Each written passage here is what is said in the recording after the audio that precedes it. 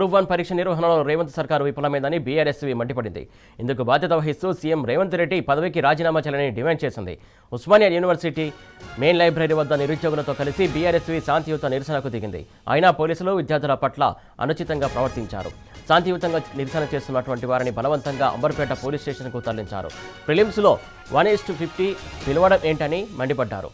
1:100 పిలవాలని అభ్యర్థులు కోరితే మహిళలపై లాఠీలతో దాడి చేయడంపై బీఆర్ఎస్వీ తీవ్ర ఆగ్రహం వ్యక్తం చేసింది. గ్రూప్ 1 పరీక్షలు తప్పులు తడకగా జరిగాయని, హైకోర్టు తీర్పుతో తేటతెల్లమైందని ఆరోపిస్తూ వెంటనే గ్రూప్ 1 పరీక్షను రద్దు చేసి కొత్త నోటిఫికేషన్ వెంటనే విడుదల చేయాలని బీఆర్ఎస్వీ డిమాండ్ చేసింది.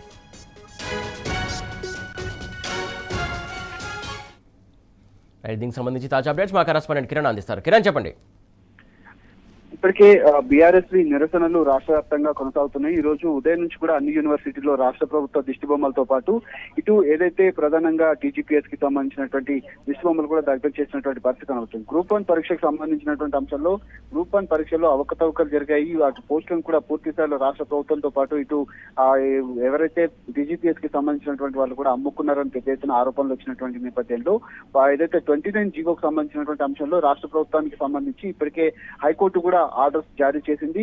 ఈ నేపథ్యంలోనే పూర్తి స్థాయిలో ఆ పరీక్షలను రద్దు చేయటమా, లేకపోతే మరోసారి పరీక్షలు నిర్వహించడమా, లేదంటే రివాల్యుయేషన్ చేయటమా అనేది టీజీపీఎస్ నిర్ణయించుకోవాలంటూ కూడా హైకోర్టు ఆదేశాలు ఇచ్చింది. అయితే ఇందులో పారదర్శక పాటించకపోవడం పట్ల పూర్తిగా టీజీపీఎస్ కి సంబంధించినటువంటి అంశంలో బీఆర్ఎస్ నాయకులు ఈ రోజు నిరసన కార్యక్రమాలకు పిలుపునిచ్చారు. ఇందుకు సంబంధించి ఈ రోజు ఉదయం నుంచి కూడా రాష్ట్ర వ్యాప్తంగా నిరసన కార్యక్రమాలు జరిగాయి. ఆ పరీక్షలను రద్దు చేసి మరోసారి పరీక్షలను నిర్వహించాలంటూ కూడా ఆందోళన చేపట్టినటువంటి బీఆర్ఎస్ నాయకులందరినీ కూడా రాష్ట్ర వ్యాప్తంగా అరెస్ట్ అయితే కొనసాగినటువంటి పరిస్థితుల నేపథ్యంలో ఖచ్చితంగా టీజీపీఎస్ ని ప్రక్షాళన చేయాలి, చైర్మన్ రాజీనామా చేయాలంటూ కూడా డిమాండ్ చేశారు. ఈ నేపథ్యంలో రాష్ట్ర ప్రభుత్వం ఏ విధంగా స్పందిస్తుందనేది మాత్రం మనం వేచి చూడాలి.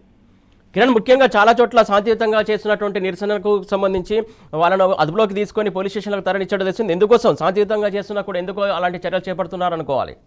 ఎందుకంటే పూర్తిగా ఇప్పటికే గ్రూప్ 1 పరీక్షలకు సంబంధించినటువంటి అంశాల్లో అటు టీజీపీఎస్ కి సంబంధించినటువంటి దొల్లతనం బయటపడింది. అటు రాష్ట్ర ప్రభుత్వం కూడా తీవ్రంగా ఆరోపణలు రాష్ట్ర ప్రభుత్వం పైన వచ్చాయి.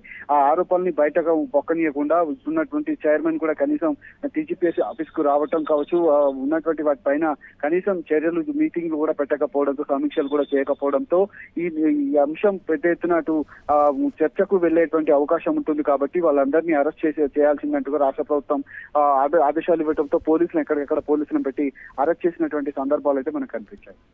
Thank you Kiran.